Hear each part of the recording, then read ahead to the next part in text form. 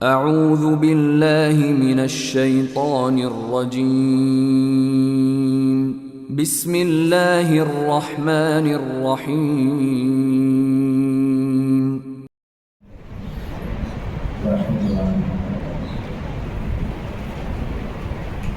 الحمد لله نحمده ونستعينه ونستغفره ونعوذ بالله من شرور أنفسنا ومن سيئات أعمالنا من يهده الله فلا مضل له ومن يضلل فلا هادي له وأشهد أن لا إله إلا الله وحده لا شريك له وأشهد أن محمدا عبده ورسوله أما بعد يا أيها الناس اتقوا الله حق تقاته ولا تموتن إلا وأنتم مسلمون أعوذ بالله من الشيطان الرجيم بسم الله الرحمن الرحيم اللهم صل على محمد وعلى آل محمد كما صليت على إبراهيم وعلى آل إبراهيم إنك حميد مجيد اللهم بارك على محمد وعلى آل محمد كما باركت على إبراهيم وعلى آل إبراهيم إنك حميد مجيد கண்ணியத்திற்குரிய எல்லாம் வல்ல இறைவனின் நல்லடியார்களே, அல்லாஹ்வினுடைய மாபெரும் அருளும் பெருமையும் நாம் அனைவரின் மீதும் என்றென்றும் உண்டாவதாக என்று பிரார்த்தனை செய்தவனாக இந்த ஜும்மாவினுடைய உரையினை ஆரம்பம் செய்கின்றேன். அல்லாஹ் ரப்பல் ஆலமீன் இந்த மனித சமுதாயத்தை படைத்த பிறகு நாளை மறுமையில் அவன் சொர்க்கம் செல்வதற்கான வணக்க வழிபாடுகளை இணைத்து அல்லாஹ் படைத்திருக்கிறான். வெறுமனே மனித சமுதாயத்தை படைத்து ஏதோ ஒரு செயல்பாடுகளை செய்யட்டும், எப்படியோ போகட்டும் என்று விட்டுவிடாமல் அவன் சோனம் செல்வதற்கான பாதைகள் என்ன, வழிகள் என்ன, இறைவனை சந்திப்பதற்கான சூழல் என்ன, சூழ்நிலைகள் என்ன என்பதையெல்லாம் நினைத்துதான் இறைவன் இந்த மனித படைப்போடு சேர்ந்து படைத்திருக்கின்றான். உதாரணமாக வணக்கங்களாக இருந்து கொண்டால் நாம் தொழுகை நாம் பேசலாம். என்ன சொலாத்த தன்னுகா அல்லது பகுசாரி ஒரு மூக்க தொழுகை என்பது வெட்கக்கேடான அருவருக்கத்தக்க காரியத்தை விட்டு தடுக்கும் ஒரு கேடயம். நோன்பு எடுத்துக்கொண்டால் அசௌமுன் சுன்னத்துன், நோன்பு என்பது ஒரு கேடை. இப்படிப்பட்ட வணக்க வழிபாடுகளை குறித்து எல்லாம் பேசும்போது இந்த மனித சமுதாயத்திற்கு என்ன தேவையோ, சோனம் அடைவதற்கு, இறைவனை சந்திப்பதற்கு என்ன அவனுக்கு தேவையோ அந்த வணக்கத்தை இணைத்து அல்லாஹ் உலகில் படைத்திருக்கின்றான். அதோடு மாத்திரம் அல்ல விட்டுவிடாம அல்லாஹ்வோடு நெருங்கக்கூடிய, அல்லாஹ்வோடு நெருங்கி அவனோடு பேசக்கூடிய, தம்முடைய கவலைகளை, கண்ணீர்களை, கஷ்ட நஷ்டங்களை, துன்ப துயரங்களை இறைவனிடமே மட்டுமே சொல்வதற்கான ஒரு சிறந்த வணக்கமாக அல்லாஹ் பிரார்த்தனை அல்லாஹ் வச்சிருக்கிறான். தொழுகை ஒரு வணக்கம், நோன்பு ஒரு வணக்கம். இப்படி வணக்கங்கள் சொல்லக்கூடிய இறைவன் அதோடு இணைத்து இன்னொரு வணக்கமாக அல்லாஹ் பேசலாம். துஆஹுல் இபாதா, இந்த பிரார்த்தனை இருக்கிற துஆ கேட்கக்கூடிய முறைகள் இருக்குதுல்ல, இந்த பிரார்த்தனை குறித்து அல்லாஹ் பேசும்போது நபிகளார் சொல்றாங்க, இந்த பிரார்த்தனை ஒரு வணக்கம். இந்த பிரார்த்தனை குறித்து இன்னும் மேலதிகமாக சொல்வதாக இருந்தால் இந்த பிரார்த்தனை சக மனிதனிடத்துல எனக்காக நீங்க கேளுங்க என்று சொல்வதை தாண்டி, ஒரு மனிதன் ஒரு மனிதன் இருக்கிறாரு, இரண்டு பேருமே பேசிட்டு இருக்கிறாங்க. பேசக்கூடிய நேரத்துல இறுதியாக அவர்களை விட்டு விடை பெறும் பொழுது சொல்லக்கூடிய வார்த்தை என்னமாக இருக்கும்? ஆரம்பத்துல சலாம் சொல்லி பேசுவாரு, குடும்பத்தை நலம் விசாரிப்பாரு, தொழிலை நலம் விசாரிப்பாரு, பிள்ளைகளை நலம் விசாரிப்பாரு. நலம் விசாரித்து விட்ட பிறகு இறுதியாக அவர் கடந்து போகும் நேரத்துல ஒரே ஒரு வார்த்தை மட்டும் சொல்லுவார். என்ன சொல்லுவாரு? எனக்காக நீங்க துஆ செய்யுங்க, எனக்காக நீங்க அல்லாஹ்விடத்துல பிரார்த்தனை கேளுங்கன்னு சொல்லி துஆ கேட்க சொல்லி அவர் சொல்லிவிட்டு நான் சொல்லுவார். இப்படி ஒரு மனிதனிடத்துல நமக்காக பிரார்த்தனை செய்யுங்கள் என்று சொல்வதை தாண்டி யாருடைய பிரார்த்தனை அல்லாஹ் ரப்பல் ஆலமீன் ஏற்றுக்கொள்வானோ அப்படிப்பட்ட படைப்பவருடைய பிரார்த்தனை பெறுவதற்கு நான் தயாராக இருக்கிறேன். ஏன்னு சொன்னா அந்த படைப்பிற்கு தராத பொறுப்புகள் அல்லாஹ் நமக்குமே கொடுக்கல. நமக்கு அல்லாஹ் என்னென்ன பொறுப்புகளை கொடுத்திருக்கிறானோ அந்த பொறுப்புகளை மட்டும்தான் நாம் செய்ய முடியும். என்ன பொறுப்பு? குடும்பங்களை பார்க்கக்கூடிய ஒரு பொறுப்பு, பிள்ளைகளை பார்க்கக்கூடிய ஒரு பொறுப்பு, தாய் தந்தையை பார்க்கக்கூடிய ஒரு பொறுப்பு, மனைவியை பார்க்கக்கூடிய ஒரு பொறுப்பு, வியாபாரம் ரீதியாக தொழில் ரீதியாக வரக்கூடிய அந்த பொறுப்பு, இந்த மாதிரி பொறுப்புகளை தான் அல்லாஹ் மனித சமுதாயத்திற்கு கொடுத்திருக்கிறான். இதையெல்லாம் தாண்டி அல்லாஹ்வால் படைக்கப்பட்ட ஒரு படைப்புக்கு மேல் அதிகமான பொறுப்பை அல்லாஹ் கொடுத்திருக்கிறான். எப்படிப்பட்ட பொறுப்பு? ஒரு மனிதனுடைய ரூஹை கைப்பற்றக்கூடிய ஒரு பொறுப்பு, ஒரு மனிதனுடைய நன்மை தீமையை எழுதக்கூடிய ஒரு பொறுப்பு, கருவில் இருக்கக்கூடிய குழந்தையுடைய வாழ்வாதாரம் என்ன என்பதை பதிவு செய்யக்கூடிய ஒரு பொறுப்பு, உலக அழிவனுடைய ஒரு முக்கிய அடையாளமான ஜூர் ஊதப்படக்கூடிய பொறுப்பு அந்த படைப்புக்குள்ள ஒரு முக்கிய பொறுப்பு. இப்படிப்பட்ட பொறுப்பையெல்லாம் சுமக்கக்கூடிய அந்த படைப்பு நமக்காக அனைத்து தினமும் பிரார்த்தனை கேட்டுக்கொண்டே இருப்பார்கள்.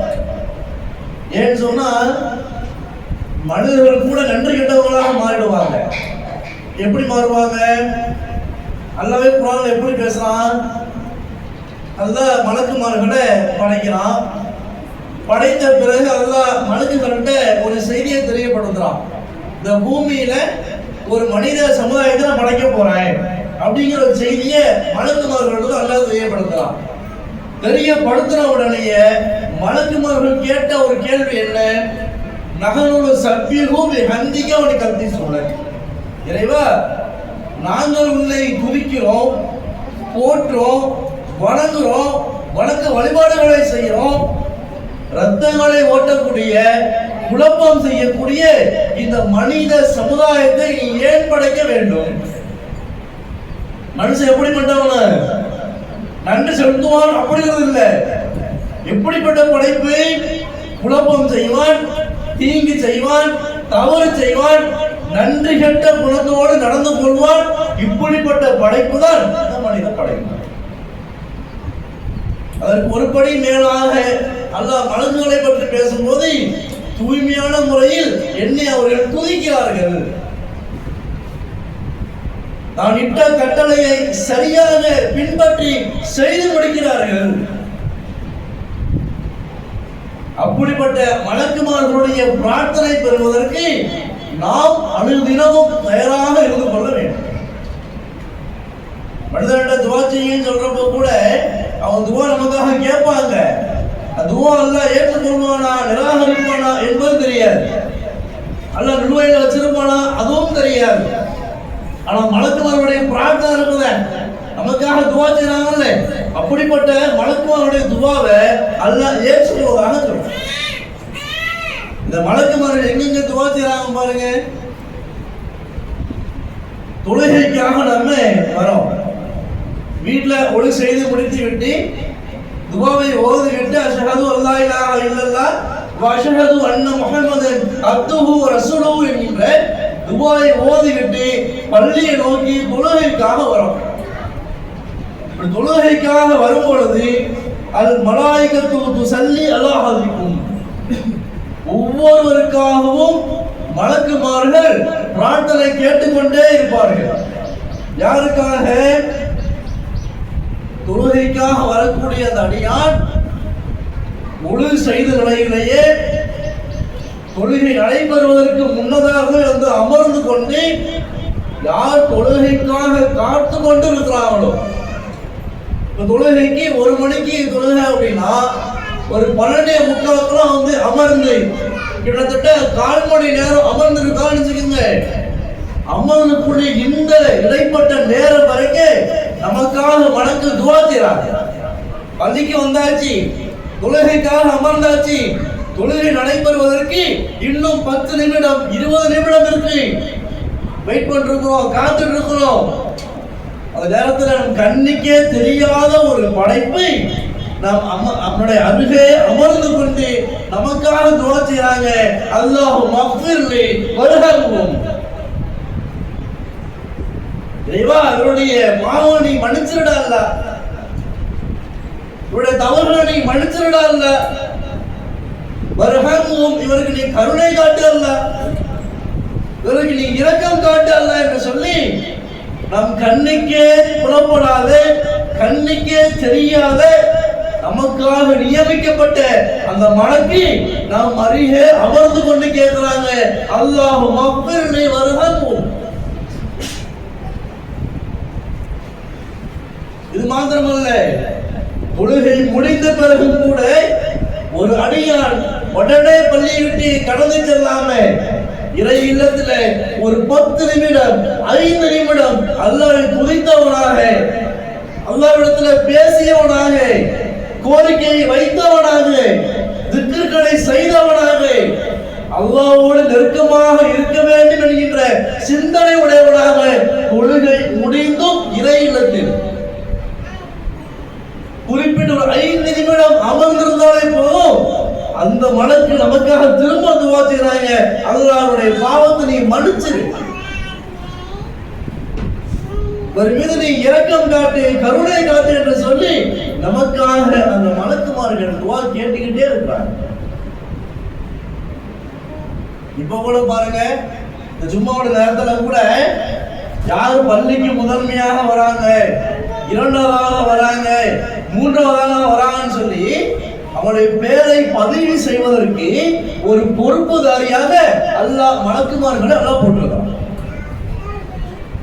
இமாம் உரையாற்றுவதற்கு முன்னதாக யாரெல்லாம் பள்ளிக்கு வராங்களோ அவங்களுடைய பேரெல்லாம் ஒரு பதிவேட்டுல எழுதிக்கிட்டே இருப்பாங்க. இமாம் உரையாற்றுவதற்காக மெம்பர்கள் ஏறிய பிறகு அந்த மலக்குமார்கள் நம்மோடு இணைந்து அப்படியே அமர்ந்திருப்பாங்க. நம்ம கண்ணுக்கு தான் தெரியாது, நம்ம அமர்ந்திருக்கிறோமே, நம்முடைய அருகிலேயே அந்த மலக்குமார்கள் நம்மோடு இணைந்து தோளோடு தோள் இணைந்தவராக நம்மோடு அமர்ந்திருக்கிறாங்க. இந்த மலக்கு நமக்காக துவா கேட்டே இருக்கிறாங்க, உன்னுடைய இறையிடத்திற்கு வந்திருக்கிறாங்க, உலகத்துல கோரிக்கை வைக்க வந்திருக்கிறாங்க, வணங்குவதற்காக வந்திருக்கிறாங்க. இப்படிப்பட்ட இந்த அடியானுக்கு நீ அருள் செய்வாயாக, பாவத்தை மன்னிப்பாயாக என்று சொல்லி மலக்குமார்கள் தொடர்ச்சியாக நமக்கு இருந்த பிரார்த்தனை கேட்டுக்கொண்டே இருப்பார்களாம். அது மாத்திரமல்ல, இறந்தவர் வீட்டுக்கு செல்லும் போதும், உடல்நலம் பாதிக்கப்பட்ட நோயாளியை சந்திப்பதற்காக செல்வதாக இருந்தாலும் நம்முடைய நாவை சரியாக பயன்படுத்திக் கொள்ள வேண்டும். ஏன்னு சொன்னா கடன துன்பங்கள் தாய் கொள்ள முடியாம நம்மள அறியாமலே சாபத்தை கேட்டுருவோம்.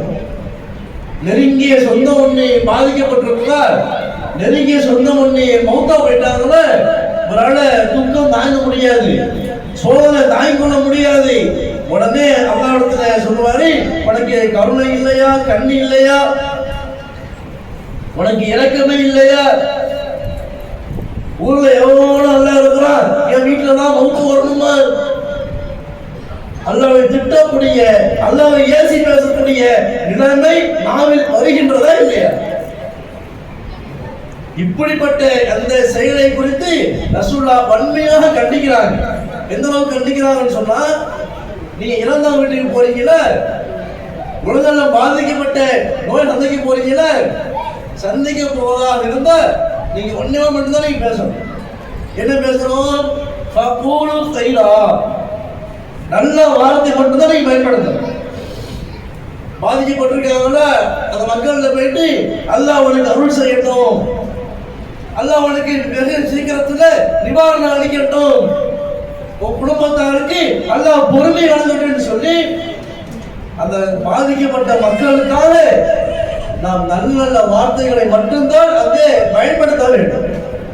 ஒருவேளை துன்பம் தாங்கிக் கொள்ள முடியாம சாபத்தை வேண்டிய விதமான பிரார்த்தனை கேட்டோம் என்று சொன்னால் மலக்கு அங்கேயும் இருக்கிறாங்க, நமக்கு அவங்க துவா செய்வாங்க, லக்கமல் விசுரோ உமக்கும் உண்டாகட்டும் சொல்லுவாங்க. பாதிக்கப்பட்ட மக்களை பாக்குறீங்க, அவங்களுக்காக துவா செய்றீங்க, நல்லா இருக்கட்டும், அருள் செய்யணும், அல்லாஹ் பரக்கத்து செய்யணும்னு சொல்லி அவருக்காக துவா செய்யும் போது மலக்கு ரக்கமல் மிஸ்லு, அல்லாஹ் உனக்கும் பரக்கத்து செய்யணும், அல்லாஹ் உனக்கும் அருள் செய்யணும் என்று சொல்லி மலக்கு துவா செய்வாங்க. ஒருவேளை அவருடைய குடும்பத்திற்கு எதிராக சாபம் விடும் அளவிற்கு நாம் நாவை பயன்படுத்தினோம் என்று சொன்னால் அந்த சாபத்தில் பங்காக மலக்கு நமக்கும் துவா செய்வாங்க. பல்வேறு குடும்பங்கள் நிம்மதியே இல்லை, அல்லாஹ்வுடைய அருளே இல்லை, அல்லாஹ்வுடைய கருணையே இல்லை என்று புலம்புவதற்கான அடிப்படை நோக்கம் என்ன தெரியுமா? பிள்ளைகளை சபிக்கிறோம் என்கின்ற பெயரில் நம் குடும்பத்தின் மீது, நம் வீட்டின் மீது அல்லாஹ்வுடைய சாபத்தை பெற்றுக்கொண்டே இருக்கும். ஒரு பிள்ளை கீழே விழுந்துருச்சா, சின்ன பிள்ளை கீழே விழுந்துறான்னு சொன்னா கட்டி விட்டு தூக்குவதை தாண்டி நாசமா போறவனே என்னுடைய பாவத்தை வாங்குவே என்று சொல்லி பிள்ளையை சபிக்கிறோம். அவன் நாசமா போனா ஒரு சந்தோஷம். இப்படி கேட்கும் போது மலக்கு பக்கத்துல இருந்து கொண்டு லக்கமல் மிஸ்லு உமக்கும் நாசம் உண்டாகட்டும் என்று சொன்னா குடும்பத்தில் அல்லாஹ் அருள் இறக்கிறான, சாபத்தை இறக்குறான. அப்ப எந்த ஒரு வீடாக, எந்த ஒரு இல்லமாக எப்படிப்பட்ட வார்த்தையாக பயன்படுத்துவதாக இருந்தாலும் நம்முடைய நாவில ரொம்ப அழகான இறைவனுடைய அன்பை பெற்று தரக்கூடிய ஒரு அழகிய வார்த்தை தான் நம் நாவில் வர வேண்டும் என்பதை நாம் உள்ளத்தில் ஆழ பதிவைத்துக் கொள்ள வேண்டும். இன்னொரு செய்தி பாருங்க, ஜனாசாவிற்காக, ஜனாசாவை பார்ப்பதற்காக ஒரு நபர் போறார் அப்படின்னா ரசூலுல்லாஹ் கற்று தந்த பிரார்த்தனை மிக ஒரு அழகான ஒரு பிரார்த்தனை. எந்த அளவுக்கு வருது? ரசூலுல்லாஹ் சொல்லி தராங்க, அல்லாஹும்ம அஃபிர்லி ஹய்யினா வ மையிதினா, இறைவா உயிரோடு உள்ளவருக்கும் அருள் செய், வ மையிதினா மரணித்தாரே அவருக்கும் நீ அருள் செய். ரசூலுல்லாஹ் அதோட முடிக்கல, ரசூலுல்லாஹ் கூடுதலாக எப்படி துஆ செய்றாங்கன்னா வ காயிபீனா வ சாஹினீனா வ ஸகரீனா வ கபரீனா வ ஸகரீனா வ உன்சானா, ஹய்யாத்தினா மையித்தினா உயிரோடு இருக்கிறாங்களா அருள் செய், மௌத்தா போட்டாங்களா அருள் செய். அத்தோடு நிப்பாட்டாக வருகிறவர்களுடைய சிறியவர் பெரியவர் முதியவர் எல்லாருக்கும் நீ அருள் செய், பாவங்களை மன்னி என்று பிரார்த்தனை கேட்பது. இப்படி பிறருக்காக நாம் துஆ செய்யும் போதெல்லாம் மலக்கு நம்மோடு அமர்ந்து கொண்டு லக்கமல் மிஸ்லு உமக்கும் உண்டாகட்டும் என்று சொல்வார். ஒரு குடும்பத்துல கணவன் மனைவி பிரச்சனை, அவங்களோட இணக்கத்திற்காக நாம் பிரார்த்தனை செய்யறோம். அல்லாஹ் அவங்களுக்கு அருள் செய்யட்டும், இணக்கத்தை ஏற்படுத்தட்டும், வியாபாரத்துல பரக்கத்து செய்யட்டும், பிள்ளை பெறக்கூடிய பாக்கியம் இல்லையா, பிள்ளை பெறக்கூடிய பாக்கியத்தை அல்லாஹ்விடத்தில் துஆவாக கேட்போம், பிரார்த்தனை முன்வைப்போம் என்று பிறருக்காக யார் துஆ செய்வார்களோ, பிறருடைய கவலைக்காக, கண்ணீர் துளிக்காக, பிறருடைய கண்ணீர் துளி பார்க்கும் போதெல்லாம் நமக்கான கண்ணீர் துளி போல் யார் வருத்தப்பட்டு பிறருடைய கவலைகளை பார்க்கும் போதெல்லாம் அது நமக்கான கவலை என்று யார் நினைப்பாரோ, பிறருக்கு ஏதோ ஒரு சோதனை அது நமக்கான சோதனைப்பா என்று யார் இணைத்து அன்போடு பிரார்த்தனை செய்வாரோ நாம் அவருக்காக மட்டும் பிரார்த்தனை செய்யல, நம் குடும்பத்தாருக்கும் இணைத்து பிரார்த்தனை செய்யலாம். நம்முடைய சகோதர செல்வத்தால பாதிக்கப்பட்டிருக்கிறாரா, வழக்கத்து இல்லாம இருக்கிறாரா, ரொம்ப கடல்ல சிக்கி இருக்கிறாரா, தவிக்கிறாரா, அதோட கையேந்து இறைவா உன்னுடைய சகோதரனுடைய சிரமத்தை நீ போக்கு, கடனை நீக்கி என்று சொல்லி சகோதரனுக்காக பிரார்த்தனை செய்யும் போது மலக்கு நம்மோடு அமர்ந்து கொண்டு லக்கமல் மிஸ்லு உமக்கும் உண்டாகட்டும், உன்னுடைய கடன் சிரமம் நீங்கட்டும் என்று பிரார்த்தனை செய்வார். இப்படிப்பட்ட மலக்குமார்களுடைய பிரார்த்தனை எல்லாம் நாம் பெற வேண்டும் என்று சொன்னால் என்னென்ன அடிப்படையை நாம் கையாள வேண்டுமோ அதை சரியாக செய்ய வேண்டும். மிக முக்கியமான ஒரு பண்பு பிறருக்காக நாம் அதிகம் பிரார்த்தனை செய்ய வேண்டும். பிறருடைய துன்பம், பிறருடைய கவலை, பிறருடைய கண்ணீர் எதுவாக இருந்தாலும் அது நமக்கான கண்ணீர், நமக்கான துன்பம், நமக்கான சோதனை என்று சொல்லி அவர்களோடு இணைந்து அன்போடு யார் இருந்து அல்லாஹ்விடத்தில் பிரார்த்தனை கேட்பாரோ அவருடைய குடும்பத்தாருக்கும் அல்லாஹ் அருள் செய்வார் என்பதை நாம் முதலாக புரிந்து கொள்ள வேண்டும். அஸ்ஸலாமு அலைக்கும் வரஹ்மத்துல்லாஹி வபரகாத்துஹு.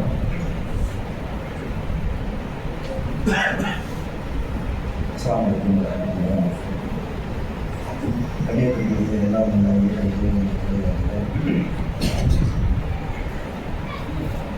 அல்லாஹ்வுடைய அன்பும் அருளும் மருத்துவர்களுடைய பிரார்த்தனையில் இன்னொரு முக்கியமான ஒரு இடம் எதுன்னு சொன்னால், முன்னாடி வரீங்களா ஆள் நிற்கிறாருங்க சொல்றேன். அல்லாஹ் நமக்கு வழங்கியிருக்கக்கூடிய செல்வத்தை, பொருளாதாரத்தை வைத்துக் கொண்டு அல்லாஹ்வுடைய பாதையில் நாம் தான தர்மங்கள் செய்யக்கூடிய மக்களாக இருக்கணும்னு சொன்னால் அந்த மக்களுக்காக வழக்கு துவா செய்கிறாங்க. எந்த அளவுக்கு?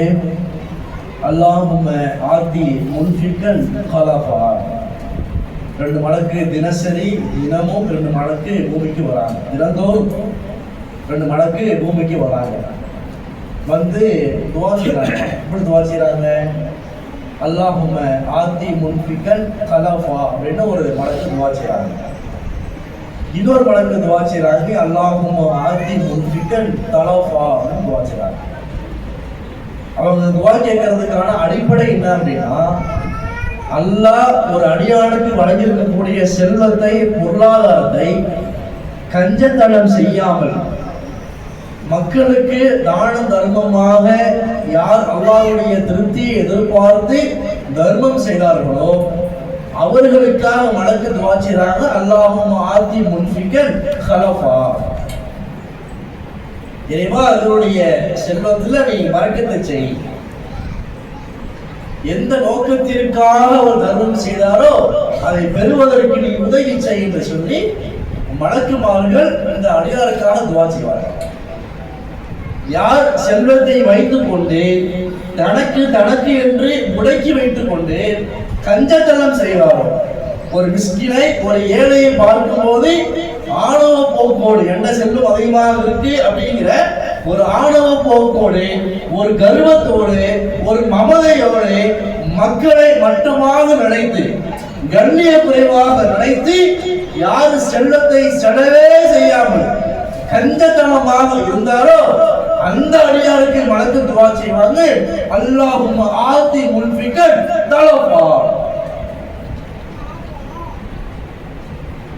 இறைவா, இவர் கஞ்சத்தனம் செய்தாரே, செய்த இந்த அடியாருக்கு நீ நாசத்தை ஏற்படுத்தி கேட்பார். செல்வத்தை வைத்து கஞ்சத்தனம் செய்யாம மக்களை பார்க்கும் போது ஒரு கணிசமான பார்வையோடு, கண்ணியமான பார்வையோடு, ஒரு கவலையோடு தர்மம் செய்தார் என்று சொன்னால் அல்லாஹ்விடத்துல அருள் நமக்கு கிடைக்கும். இல்ல எனக்கே பத்த மாட்டது, என் குடும்பத்தையே பத்த மாட்டது, இதுல எங்க மத்தவங்களுக்கு போய் கொடுக்கிறது என்று சொல்லி ஏழை மக்களை கண்ணிய குறைவாக நினைத்தோம் என்று சொன்னால் அல்லாஹ்விடத்துல சாபத்தை, நாசத்தை பெற்று தரக்கூடிய பண்பு இந்த கஞ்சத்தனம் என்பதை நாம் முதன்மையாக புரிந்து கொள்ள வேண்டும். இந்த மலக்குமார்கள் எல்லா இடங்களிலுமே இருக்கிறாங்க. நாம் செய்யக்கூடிய, அன்றாடம் செய்யக்கூடிய நன்மை தீமைகளை பதிவு செய்து கொண்டே இருக்கிறாங்க. அதையெல்லாம் கவனத்தில் கொண்டு நாம் ஒவ்வொரு அடியாக இருக்கக்கூடிய எந்த நற்காரியமாக இருந்தாலும் உள்ளத்துல இக்லாஸோடு செய்யணும். தீமையான காரியம் செய்ய நாடும் பொழுது அதை விட்டு விலகி இறை அச்சத்தோடு வாழக்கூடிய நன்மக்களாக அல்லாஹ் நம் அனைவரையும் ஆக்கி அருள் புரிவானாக. வாஹிர் தஅவானா அல்ஹம்துலில்லாஹி ரப்பில் ஆலமீன். அஸ்ஸலாமு அலைக்கும் வரஹ்மத்துல்லாஹி வபரகாத்துஹு.